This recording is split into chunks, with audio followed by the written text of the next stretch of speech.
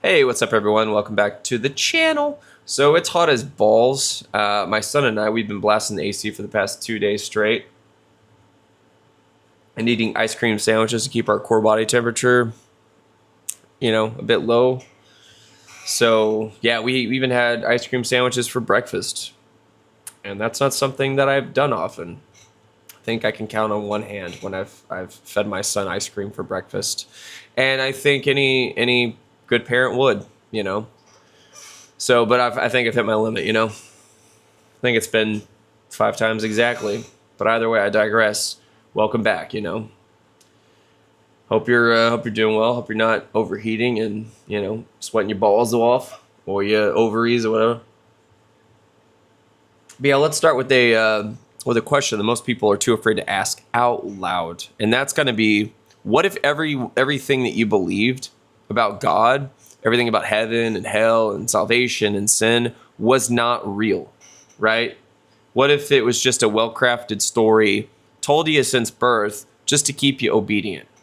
And I don't mean obedient to some benevolent creator, but men in robes, men in government, men behind the pulpits and paychecks. Because the more that I look at religion, the more that I look at it, especially Christianity, and I say this as someone who used to be all in the church. The more I realize that it never was and never is about the truth. They'll say it is, but what it really is about control. It's like a Trojan horse, But yeah, I mean, let's hop in our DeLorean and go 88 miles per hour and go back to the root of the word itself, religion. Religion comes from the Latin word religare, which means to bind. It's not a clever reinterpretation. That's the actual etymology, okay? Protestants. So religion is literally a binding force. It doesn't liberate, it shackles you, okay? It ties your mind to a belief system, your identity to a doctrine, and your soul to a punishment and reward structure that you didn't even choose. So it's a psychological leash. It's a prison with stained glass windows, if you want to get a little poetic here. So, and this is where once again, the Protestant deflection shows up. So it's not religion, it's a relationship with Jesus. That's what they'll tell you. That's what they're going to bark at me in the comments. No. So many times, no. It's still a religion. That's just branding, dude.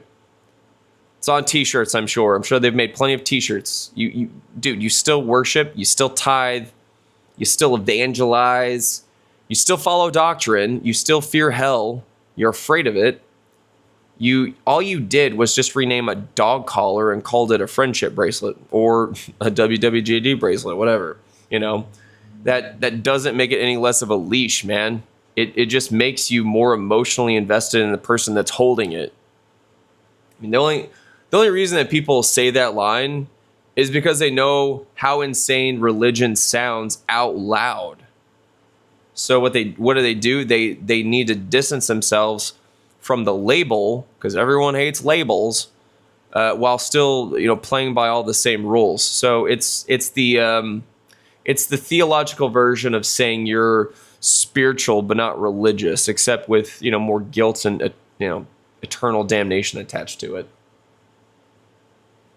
And now here comes also the Christian apologetics 101 move. So they're going to say, without God, where do you get your morals, man? Where do they come from? As if that question alone proves God's existence. And once again, I'm not atheist, okay?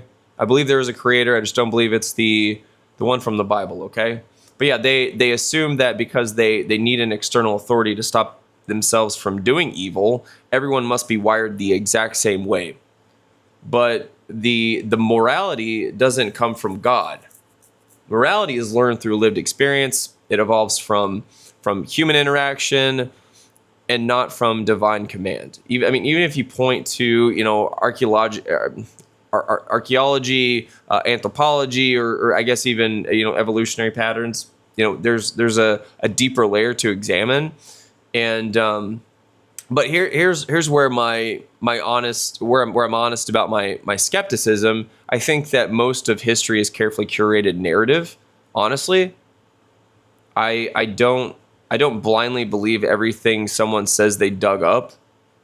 I just don't. Like, artifacts, ruins, fossils, they all require some form of interpretation, and interpretation always happens through a lens, and that lens is contaminated by present day bias, by ego, agenda.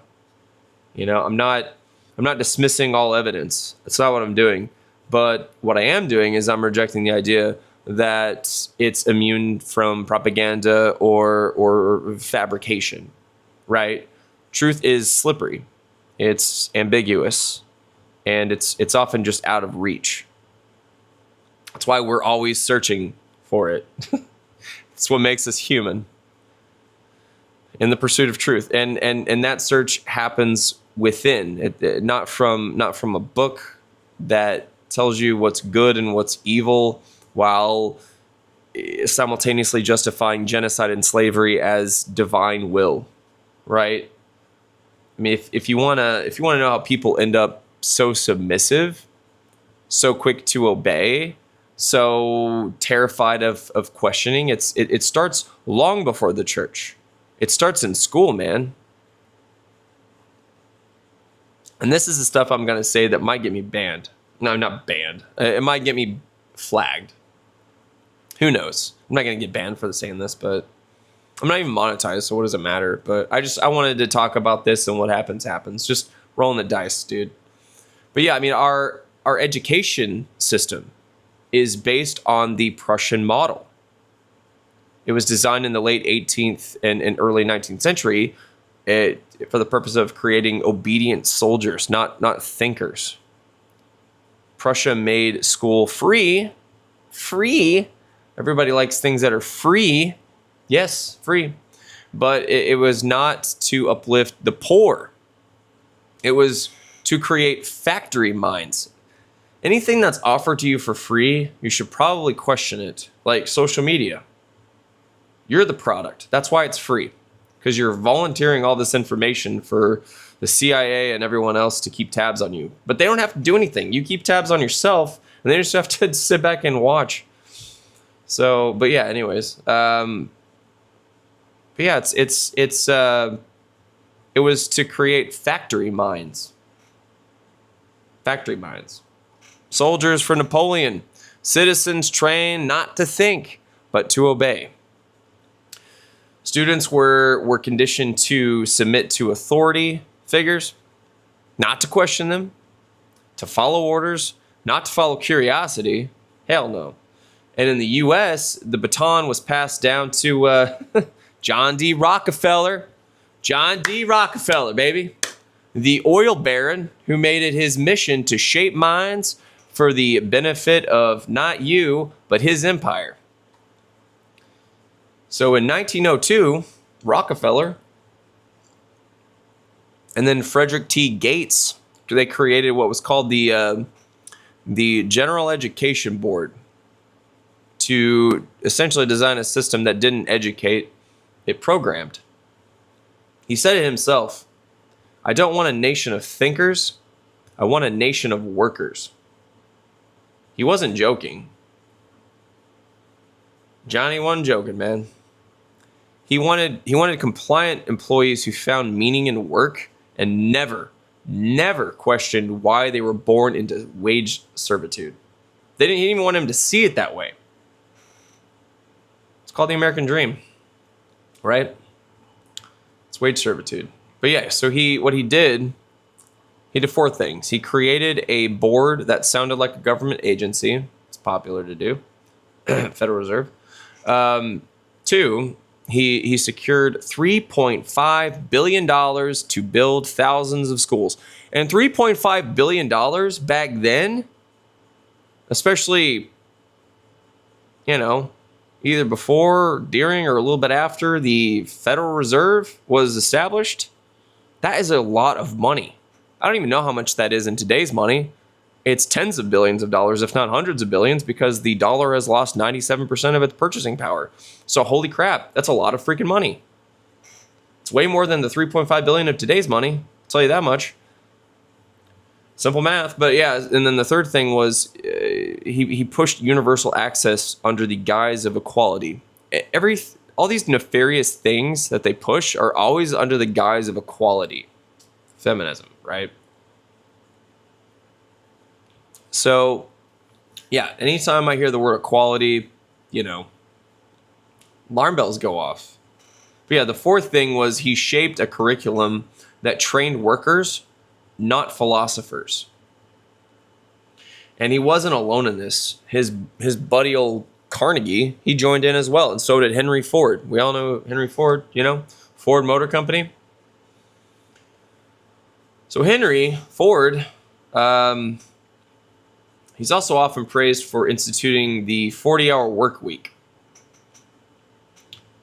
But it wasn't about compassion or work-life balance. It was calculated. These individuals are calculated in everything that they do. Every move on the chess piece is important. It means something, even if it's just a pawn. If it's a pawn or if it's a queen, it's just as calculated.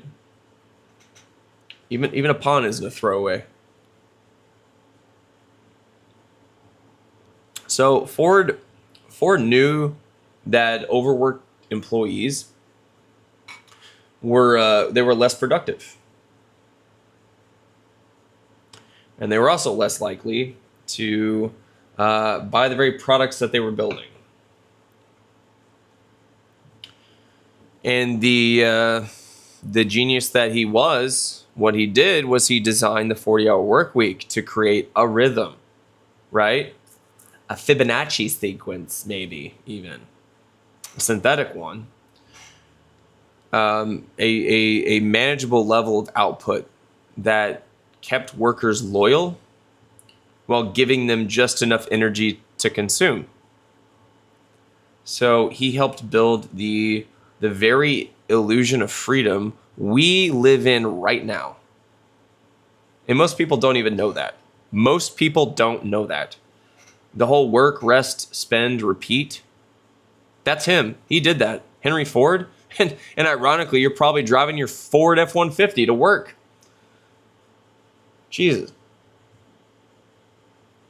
It's obedience disguised as opportunity, man. And here's what most people don't realize. The elite, the Rockefellers, the Carnegies, the Gates, the Rothschilds, etc., they don't send their kids to public school, bruh. They don't. They just don't. Their children are getting a classical education. They're taught 3 things in the trivium. They're taught grammar, so how to structure thought. That's lacking in regular folk, along with logic, how to think critically. Rhetoric, how to argue persuasively.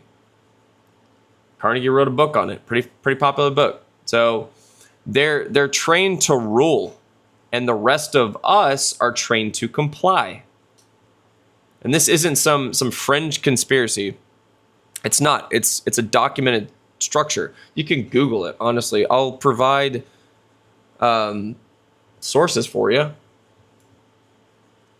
if you don't believe me. And and also it's good to question everything, including myself. Don't take everything that I say at face value. I think you should be asking me for proof of what I'm saying, and I'm going to be providing it because I'm a good boy.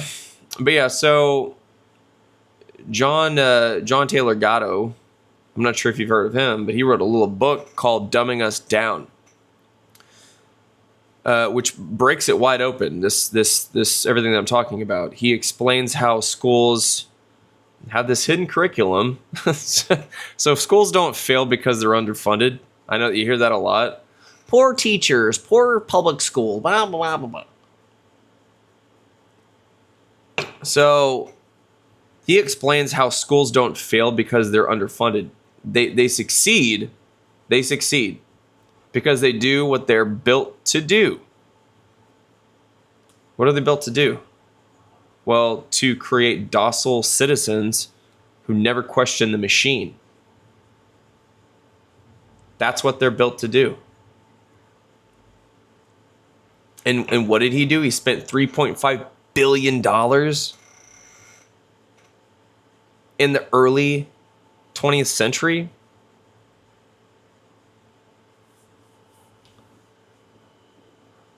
Whew.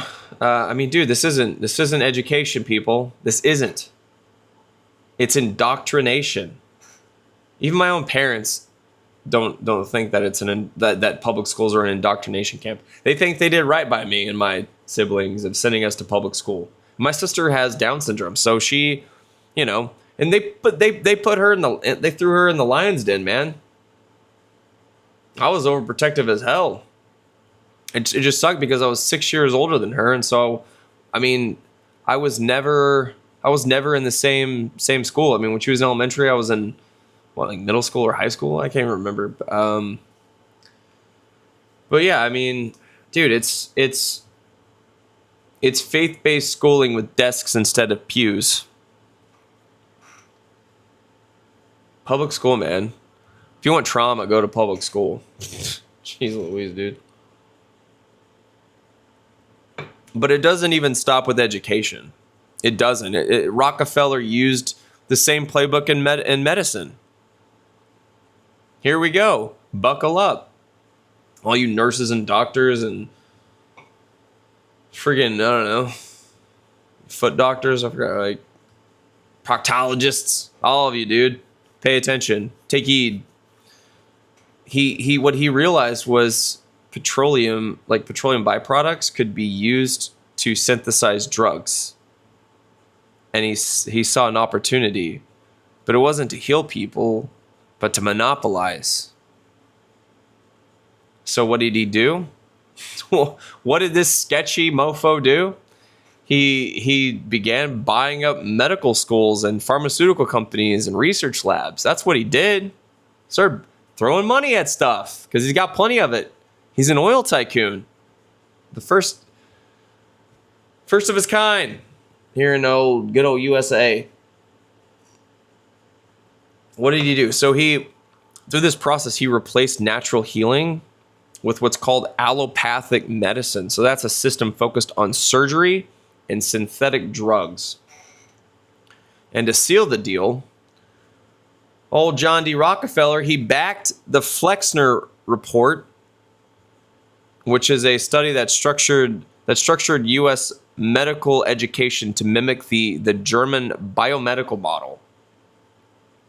So it sounded scientific, it sounded advanced, but it was a takeover. That's what it was. I mean, schools that didn't follow the new model were defunded or shut down. That's how much power this dude had. He had the power of the U.S. government behind him. Standardized medicine. Now you have regulatory boards. I mean, it's insane, dude. It was never about health. It was always about control, because he shut down. He labeled anything that was homeopathic, naturopathic, herbalism, all that stuff. He labeled it as quackery. But who did he hire to sell this vision? Who did he hire? Who sold this? Who pulled the wool over everyone's eyes? Well, men like Edward Bernays. If you're not familiar with him, he's the father of modern public relations, aka he's the father of propaganda. He's the nephew of Sigmund Freud, the father of psychoanalysis, so he's an expert in psychological manipulation. And Bernays, he helped rebrand manipulation as marketing. Torches for freedom, to get women to smoke cigarettes. He's the reason why bacon and eggs is the American breakfast. So many things. I think he had a hand in Plato. Forgot what that one was, but dude, I mean, it's just what he did. He did so many things that people don't even realize. Most people don't even know who he is. They've never heard of him. But he showed governments and corporations how to engineer consent. He showed them how to engineer consent. He rewired societies like ours to believe that truth comes not from people, but from those who manufacture the narrative. Does that sound familiar? And now the baton has been passed forward, even into our own living rooms. So there's this guy, you may or may not know his name. His name is Mark Rudolph. Who is Mark Rudolph? Well, he happens to be the co-founder and the first CEO of this little thing called Netflix. Who is he, other than that? Familiarly, he's the great nephew of Edward Bernays and the great grandnephew of Sigmund Freud. I'm using my critical thinking skills right now, and it's not a coincidence. It's lineage. Netflix isn't just entertainment. It's not. It's the next form of behavioral conditioning. It uses data to bend desire, and it monetizes attention. It shapes belief. It's Bernays 2.0. It's aimed at streaming addiction instead of cigarettes or votes. So playing the same psychological game. This isn't content, ladies and gentlemen. It's control master's choice. And it's in your living room. Your kids are watching it. You're watching it. And if religion is belief, education is indoctrination, medicine is obedience, media is manipulation, and finance is the hidden rule book. Here we go. We've covered religion, education, medicine, media manipulation. Now we're going into finance. And just like a church that used Latin to confuse the ecumenical crowd, modern finance uses jargon. Jargon like quantitative easing, which basically means printing money out of thin freaking air. Derivatives, fractional reserve banking, lending, all meant to obscure power, to prevent interrogation. If you've seen The Big Short, they explain this to you. They use a lot of financial jargon that's meant to just make you feel stupid and feel bored and just not question it, so you'll leave them the F alone. But also, the Vatican, for all its sanctimony, it operates like a central bank, and central bank is a tenet of communism, FYI. But what do? They hoard wealth, they run with impunity or immunity, and they issue decrees behind closed doors. And you can compare it to the IMF, the International Monetary Fund, the BIS, the Bank of International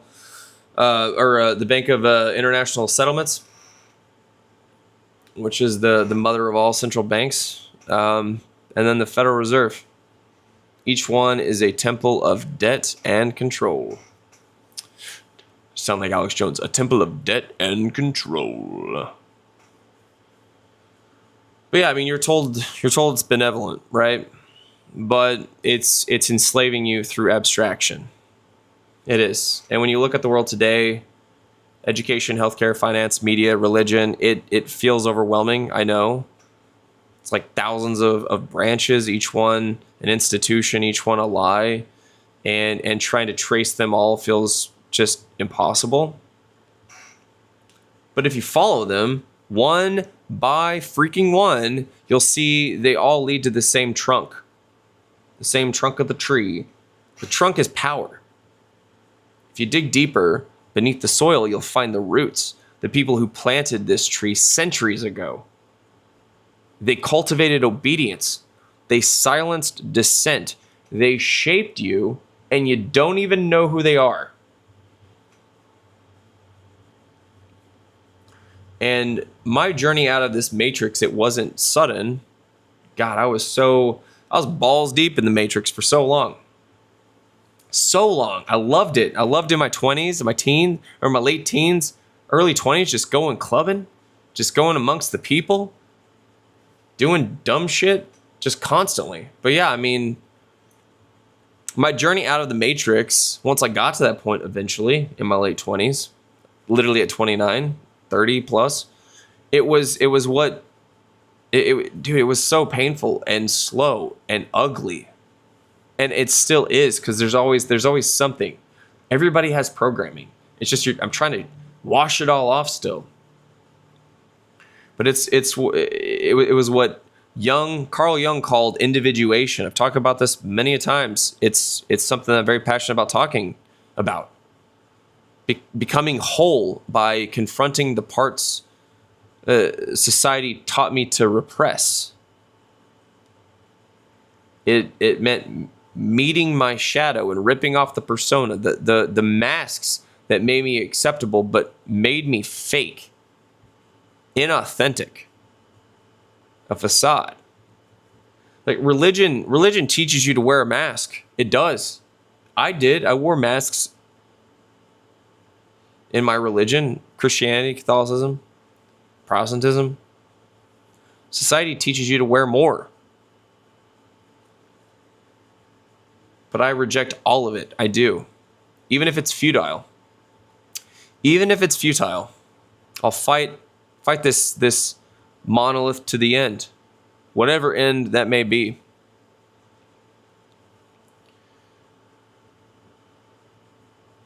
So, but yeah, I mean, the hardest part is waking up. That is a shock. But then also the hardest part of waking up is also watching everyone else still asleep. It's painful. It's like being the lone rational voice in an asylum run by its inmates. You know the trick. They don't want you to explain it. They want you to stay mesmerized. So they label. Comfort is never truth. Never is. Once you see the script, you can't unsee it. Yeah. But yeah, all these institutions, education, medicine, government, finance, media, were built to look benevolent. They were to look good. The Trojan horses, they hide behind virtue, progress, salvation. They disguise control as purpose, but at their root, they're malevolent. They were planted by men long ago, and we still live by their beliefs. Beliefs doesn't equal truth. Repetition doesn't equal morality, and comfort doesn't equal freedom. If you're still living by someone else's beliefs, you're not living. You just aren't. You're a script in someone else's story.